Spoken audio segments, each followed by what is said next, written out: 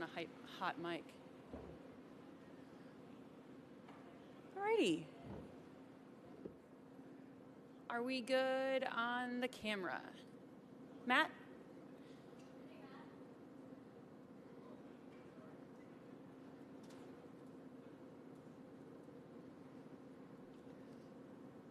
Max, what's your favorite breakfast food? Oh, I'm out on you. I don't eat them more than once a year. When do you eat on your birthday? I don't know. Max, this is like a life changer for me right like now. lunch. What's your favorite lunch item? We gotta think. Okay, well, you think while I do the first question. Ooh, tough one. Ready? Ready? Awesome, thank you. We would like to welcome Max Homa into the interview room at the 2023 Rocket Mortgage Classic. Max enters this week as the highest ranked player in the field and is making his fourth start at the Rocket Mortgage Classic. Max, if you can just give an opening statement about your return to Detroit Golf Club. Yeah, it's great to be here. I love this golf course.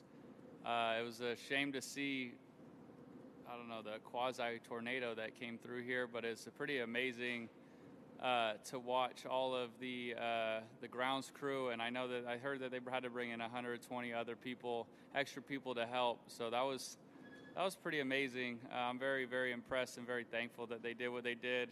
When we were here Tuesday, it was a little, or Monday, I mean, it was a little scary. You know, trees had fallen down, and then by yesterday, it looked normal again. So I'm amazed by all of them. I'm happy that it's gotten cleared out so we can have a great golf tournament in a city that shows out and really supports this event. And you're heading into the week with 2 wins and 8 top 10s so far this season. What are your goals this week and the rest of the season?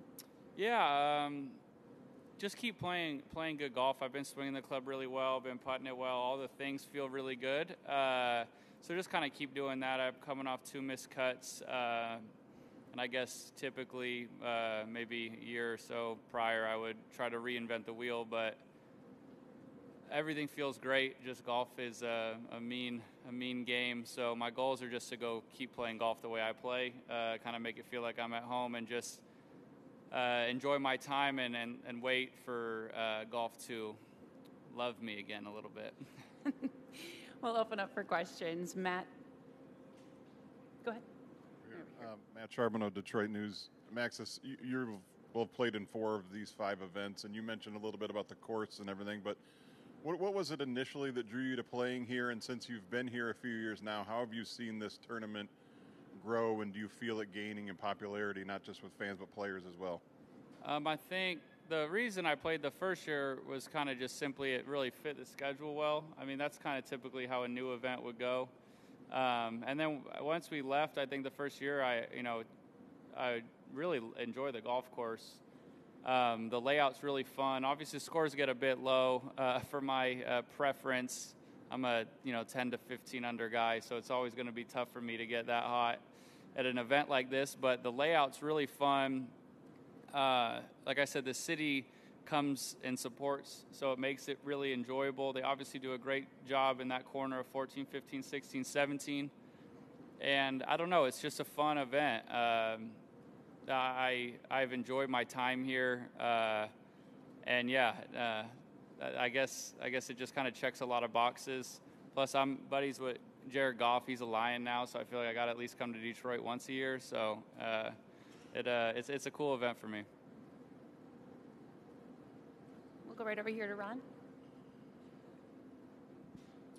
Hey, Max, Ron Kloss, BetSports Golf. Kind of speaking of what you just said, you played some really tough, grinded-out courses over the last 6 weeks. How does your game plan and your mindset change on these easier scoring courses, such as the Travelers last week, and even Tony Finau predicting a 30-under winning score this week? Yeah, it's always tricky. I mean, I'm probably not the guy to ask. I don't think I've ever won an event that was in the 20s or 30s. Definitely not. So there's like I think temptation to play really aggressive. In my opinion, I just think you just have to get hot. I don't think you can change your strategy. You're obviously going to have to putt the ball really well. Anybody who's ever shot that many under par has rolled it great. So you're going to have to hole a lot of putts, but I don't think I would change anything. Oddly enough, I would imagine a goal would be to actually stay somewhat patient, because you're going to see somebody the first day tomorrow shoot. I guess I'm in the morning, so I won't have to deal with it as much, but someone's going to be like 9, 10 under, if I had to guess. So not chasing that and letting it come to you. There's obviously, if the golf course is going to have scores that low, there's going to be a lot of scoring holes, and you just kind of wait for your moments. And again, the PJ Tour golf course, I just played a Pro-Am, so it's like not easy. So there's still going to be some tough spots, but I think the game plan when the courses are very low scores is just to not make mental mistakes, not make unforced errors, and you know you're going to make a lot of birdies. Hey, Max. Jordan Burroughs with CBS News Detroit. With that in mind, you shared a great story, and pardon my take, about you and your caddy taking that 3-wood, and then you hit it off the metal bar, went in the water. You said you wanted to stay maybe a little more patient on this course, but with that in mind, is there a time when you might need to bring out a shot like that again, or any special shots during a course like this week coming up? We don't have as many of those backstops, I guess, that could bank it on.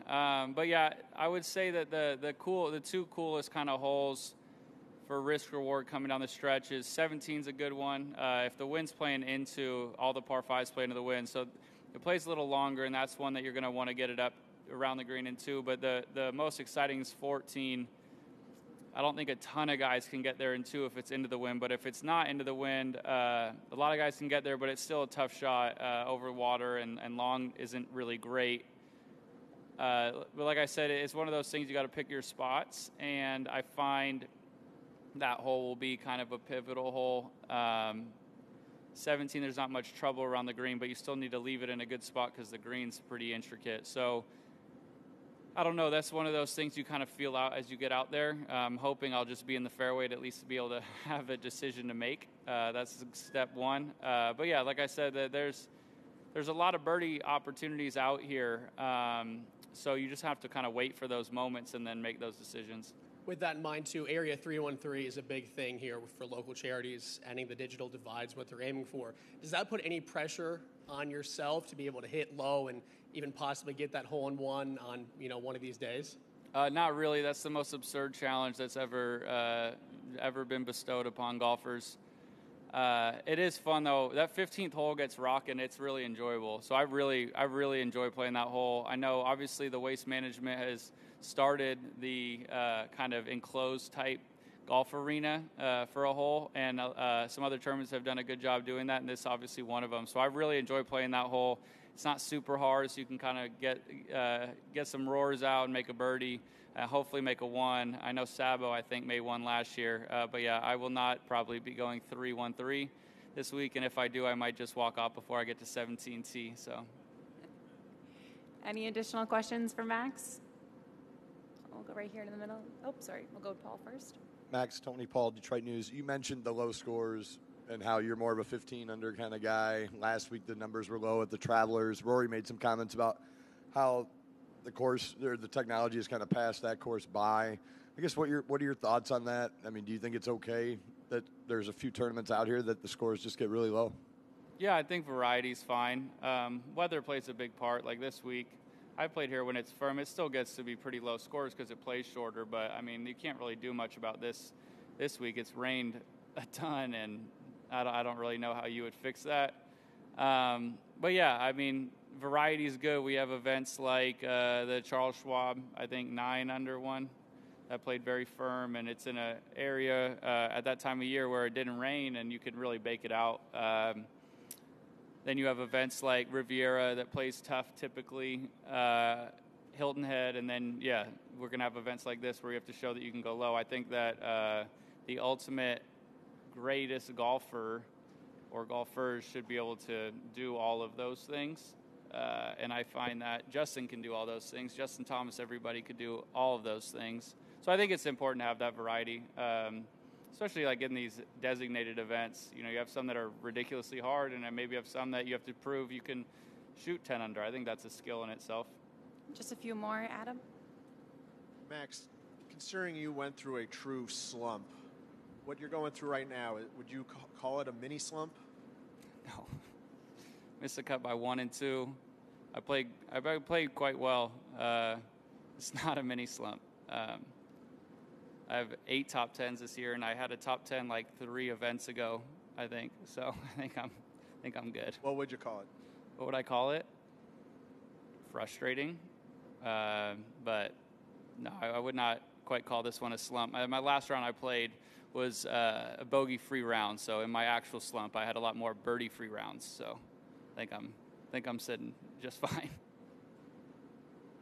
And last question, we'll go to the back.